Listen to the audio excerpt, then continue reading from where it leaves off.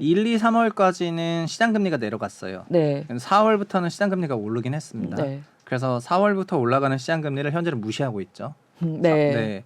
그래서 그러니까 이것도 선택적인 그런 취사 선택 긍정 편향이 시장에 조금 있다고 생각을 하고 매우 낙관주의적인 그런 서울 부동산 시장이라고 생각을 하는 부분이 바로 이 부분이고 그러니까 아직은 그러니까 금리의 레벨과 금리 높은 금리의 지속 시간 이게 뭐 연준식으로 하면 하이어하고 롱거인데 네. 하이어 부분에 대해서는 이제 내려갈 거라고 생각하는데 이건 롱거를 무시한 거잖아요. 얼마나 이어질지에 대한 걸 무시했고 그래서 제가 워몰이 있는 것 같다. 그냥 금리 이날 다 선반영해서 다 땡겨온 걸 보면은 그 정도로 말씀을 드리고 있고 심지어 현재는 시장 금리가 올라가고 있는데도 이것조차도 무시를 해요. 이건 일시적일 거라고 생각하고 무시하고 네, 그런 것 같습니다. 그런데 기본적으로 시장 금리가 경제 주체가 위험해지고 디폴트가 올라가면은 이거를 금리로 보전해야 되다 보니까 금리는 올라갈 수밖에 없는데 그렇죠. 이런 것들이 무시되고 있다는 거가 조금 하나 있는 것 같고요. 그리고 2년 안에 시장 금리는 내려온다고 생각을 하는데 다만 여기서 제가 짚고 넘어가고 싶은 거는 네. 20년, 21년의 소위 그 전고점이라는 거는 소위 제로화 금리 때 만들어졌고요. 네. 아까 1,200만 원의 임차료를 2%로 나누면 6억이 되잖아요. 전세 6억. 네. 그러니까는 평균 3% 정도로 나눠서 전세 4억짜리였다가 2%가 되면서 전세 6억이 돼버렸던 거거든요. 그래서 명목 전세 금액은 6억으로 올라갔고 그럼 6억에 맞춰서 매매가는 12억까지 갔어요. 네. 4억일 때는 8억이었던 거가요. 네.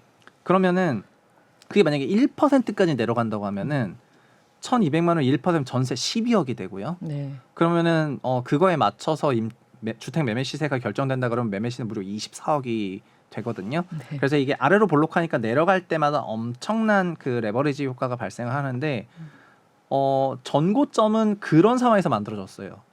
그렇기 때문에 금리 인하를 뭐 50bp 정도 반영해가지고 막 이런 상황이 아니고 만약에 사람들 마음속에 이렇게 올라가면 전고점까지 회복할 날이 멀지 않은데 이런 얘기를 한다면은 그거는 진짜 다시 한번 제로금리 간다고 생각을 하는 건데 거기까지 선반영할 정도로 웜홀 만들어가지고 하는 거는 조금 무리가 있어 보이고요. 네. 그리고 이 말씀 드리는 게 이런 거예요. 1,200만 원은 안 변했다는 거예요.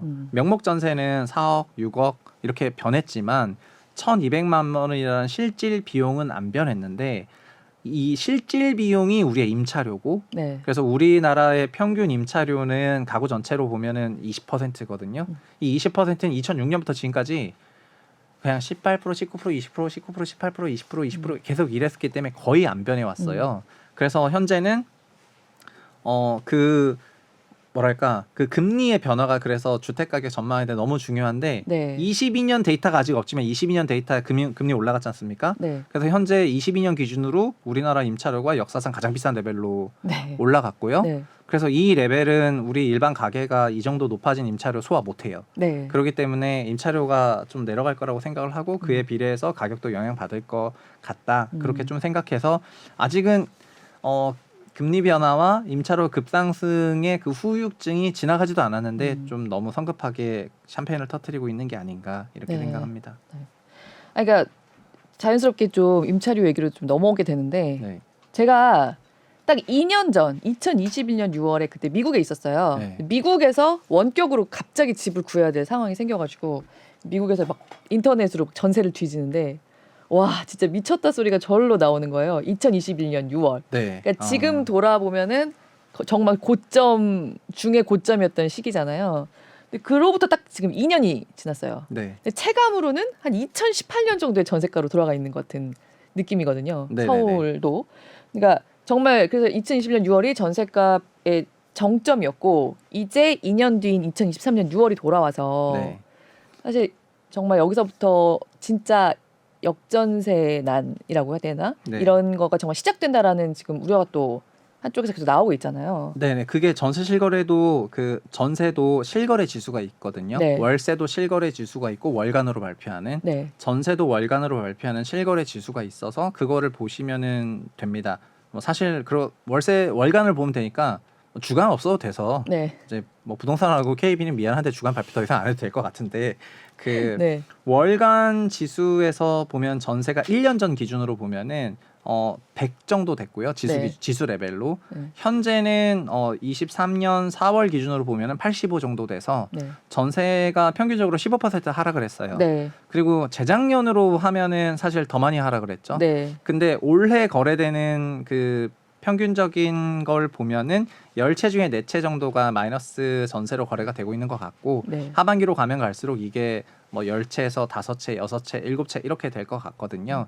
그래서 역전세는 현재 진행형이긴 한데 현재는 작은 폭으로 진행을 하고 있고 네. 뒤로 가면 갈수록 큰 폭과 높은 비중으로 역전세가 올라올 거라고 생각하기 때문에 역전세 리스크가 좀 저는 있다고 생각하는데 지금 4월에 강세 나온 지역에서는 역전세도 벌써 없고 다 해결했고 뭐 웜홀 딱 해가지고 그냥 바라보는 시기는 뭐냐면은 3년은 공급 부족, 금리 인하 다 반영하고 뭐 약간 이런 거여가지고 그냥 너무 낙관론이 펼쳐지는 거는 조금 경계할 필요가 있을 것 같다 이렇게 생각하고 그러니까 있습니다. 하반기에 네. 미분양도 봐야 되고 그리고 네. 정말 이제부터 시작이라고도 할 수 있는 역전세 난 상황도 좀 봐야 되고 그럴 텐데요. 네.